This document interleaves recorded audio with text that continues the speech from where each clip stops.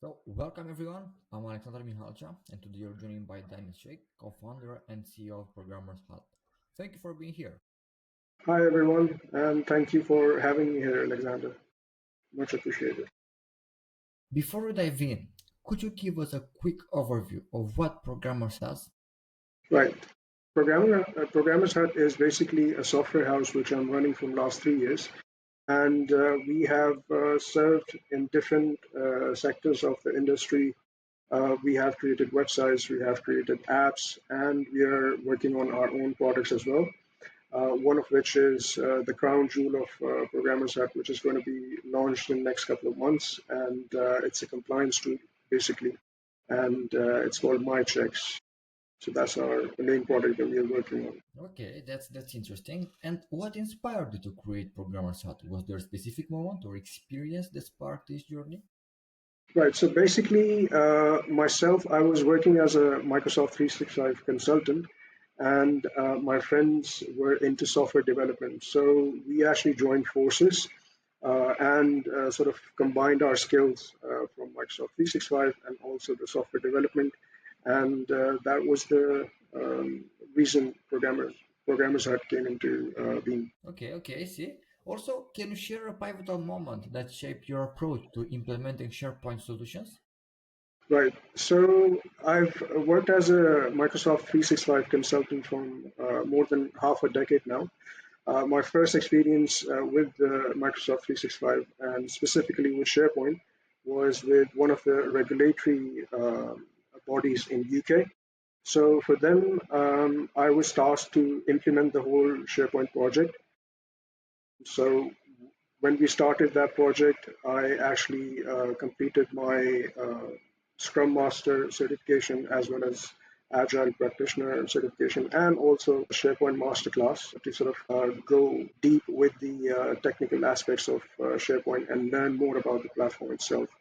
So that was the pivotal point, and that's how I got into SharePoint and Microsoft 365 consultation.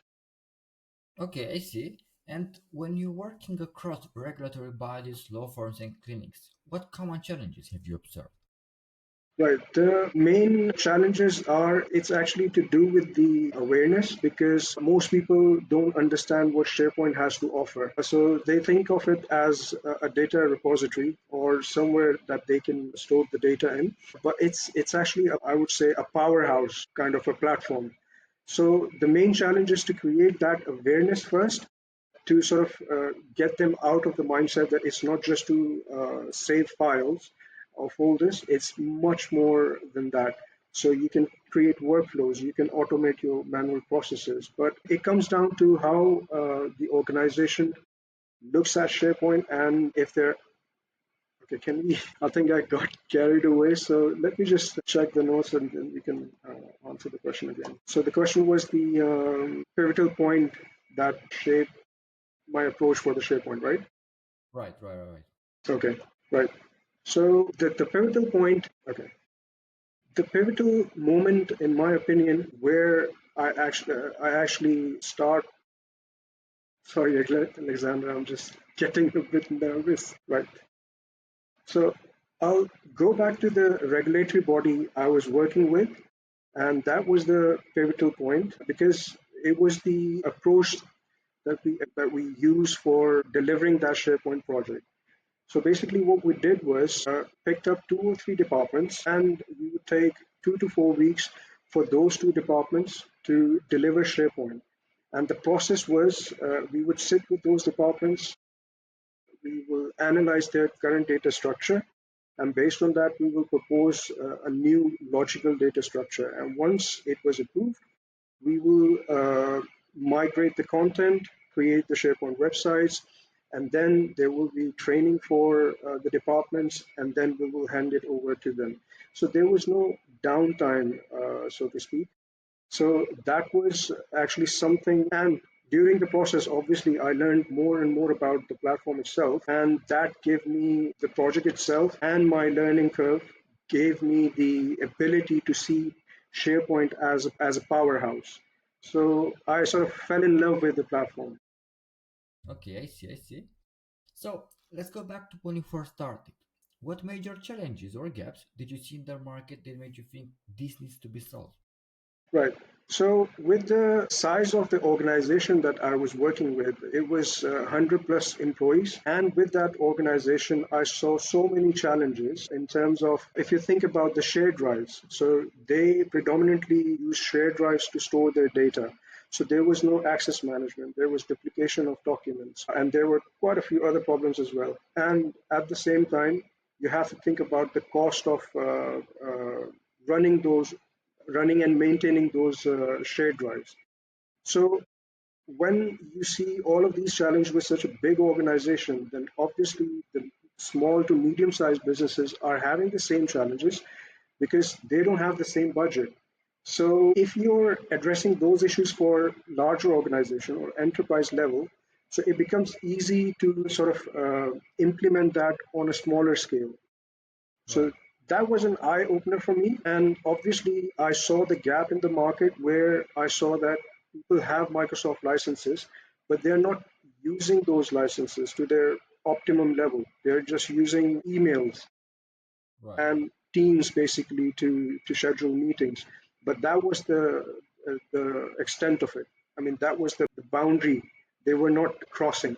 So this is where I got into the consultation, and it has been a good journey so far. Okay, okay, I see.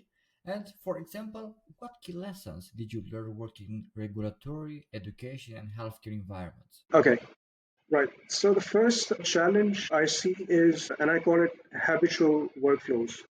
So whichever organization you go to, for instance, you're joining a new organization, the first few weeks, you'll be dependent on your colleagues to show you around, both physically and digitally. So they will tell you what the processes are, what are the naming conventions for the files and folders, who does what,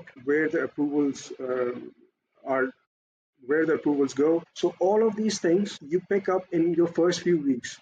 So most of these things will be good, but majority of these practices I would say are sort of habits that you get into, that you are actually working the system, so you have to make the system work for you.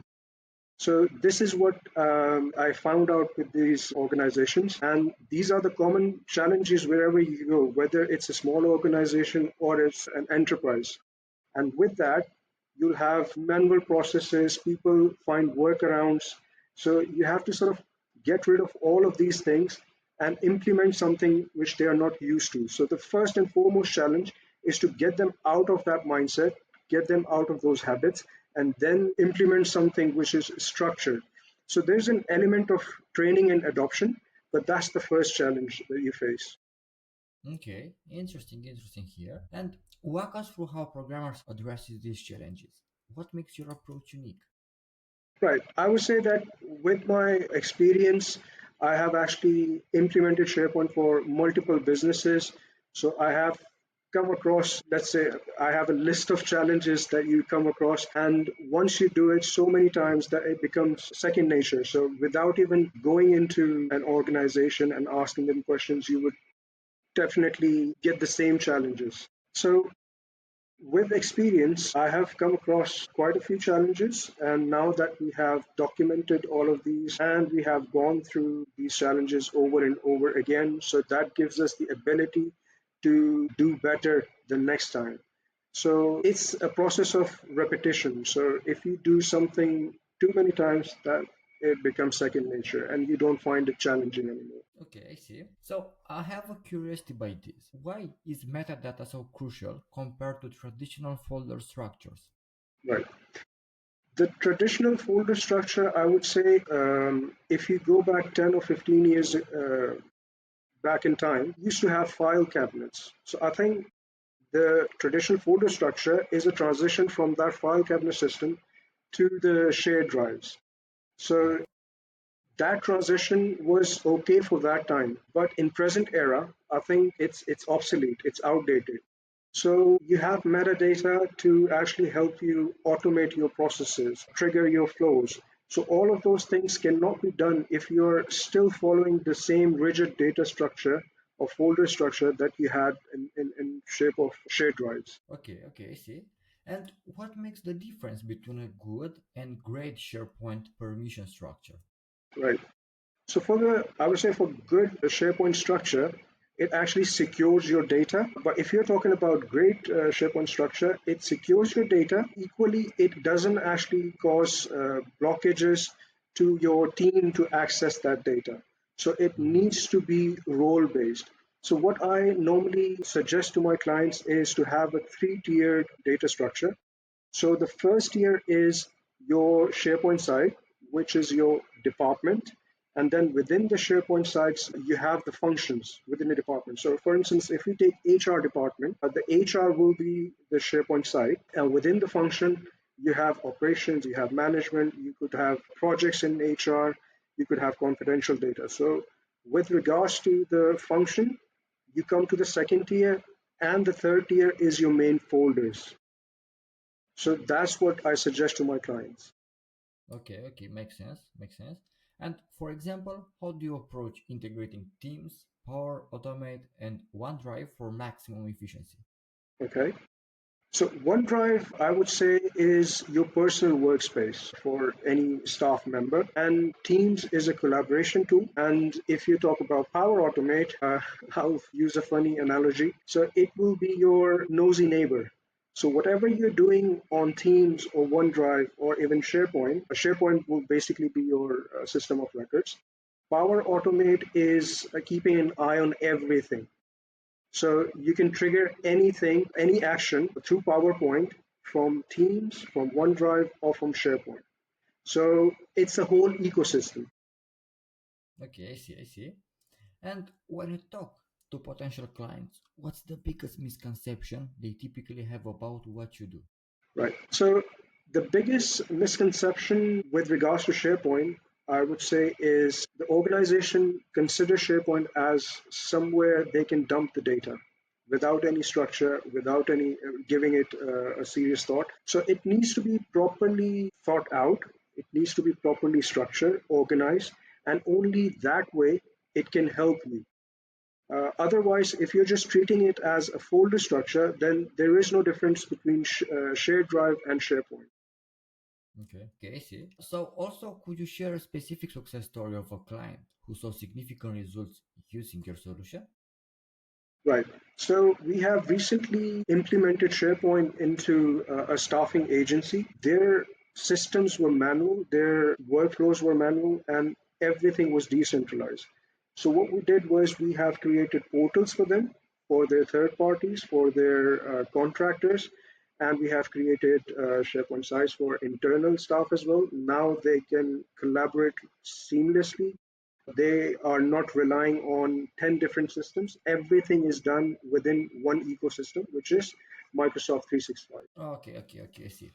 Now, looking at the broader industry, what key trends are you seeing emerge? Okay, so uh, the way I see it is Microsoft 365 is becoming a productivity suite. So you have so many apps that are integrated together doing different things for you, so you don't have to go anywhere outside to look for a solution for a problem, because whatever your problem is, I'm 100% sure that you can find a solution within the Microsoft 365. For instance, for collaboration, Teams is seamless. For your data repository, as well as keeping track of your approvals, your workflows, you have SharePoint paired up with Power Automate. So all of those things, when you combine them together, they become so seamless that you don't have to go anywhere outside to look for any further solutions. Okay, okay. And for example, what's your 30-second test for knowing if a SharePoint setup needs fixing? Right. So I think for my 30 seconds test, I would just ask a simple questions from three different employees. So I will ask them to find a same file and see what they come back with. So if they come back with saying that with different locations for the same file or a different version of the same document, then it means that your SharePoint structure or your SharePoint environment needs fixing, because you might not be using versioning or version control quite well. So That will be my 30 seconds, just to ask employees a simple question. Okay, okay, I see. And for example, where do you see the biggest opportunities for growth in the next 2 3 years overall? Is it with regards to SharePoint or It's about the trends, like overall trends about the industry. right? So with the inclusion of Copilot, see this Microsoft 365 is introducing so many new features. Okay, sorry. Microsoft 365 is introducing so many new features. You can see the Copilot. You can see now retention policies, sensitivity labels. So all of these things combined, you can create a work environment or a system that works for you instead of you working the system. Okay, okay, I see. And what do you think most business owners are getting wrong when they're trying to address this specific problem? So I think for most business owners, they don't really spend in adoption or user training. So, for instance, I suggested some of my clients to sort of invest in their internal staff members, and I suggested them to have those people properly trained and they can be super users, so that it actually eases the pressure of your IT department, as well as you don't have to look outside for a consultation for SharePoint when your own staff members have enough knowledge about the platform that they can use it in an optimum level. Okay, and what advice would you give to business owners who want to stay ahead of these changes? Right. Again, it will come down to training and adoption. So if you have a SharePoint environment, that's not the end of the road for you.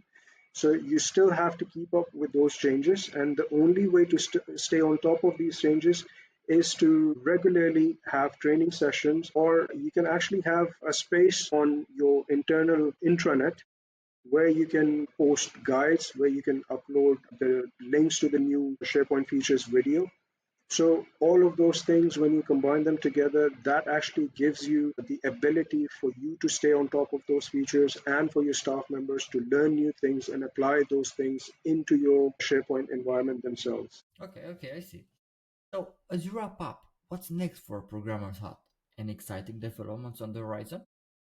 Yes, definitely. So as I mentioned earlier, our crown jewel, which is my checks, that's going to be a big thing for us, and it will be launched in the next couple of months. So that is actually a compliance tool for all UK health practices to stay on top of their CQC compliance. And with that, we are also working into construction industry for the similar lines. We are creating a compliance tool for the construction industry as well. So these are our two products that we are looking forward to for Programmers Hub. Okay, interesting, interesting. And for listeners who want to learn more or potentially work with Programmer's Hut, what's the best way to get in touch? You can follow our Programmers Hut page on LinkedIn. And so I would say I would welcome everyone to join our page on LinkedIn. We have a link for our website as well, and you can look into my services page. I have a description for everything that I have covered myself and from Programmers Hut as well. So, yes, please follow us on LinkedIn and let's take it from there. Great, perfect. So, thank you for sharing all those insights about you, about your company, and about the whole story. And thank you for this amazing podcast session. Thank you, Alexander. Again, much appreciated. Great. So, see you on the next episode. Thank you. Cheers.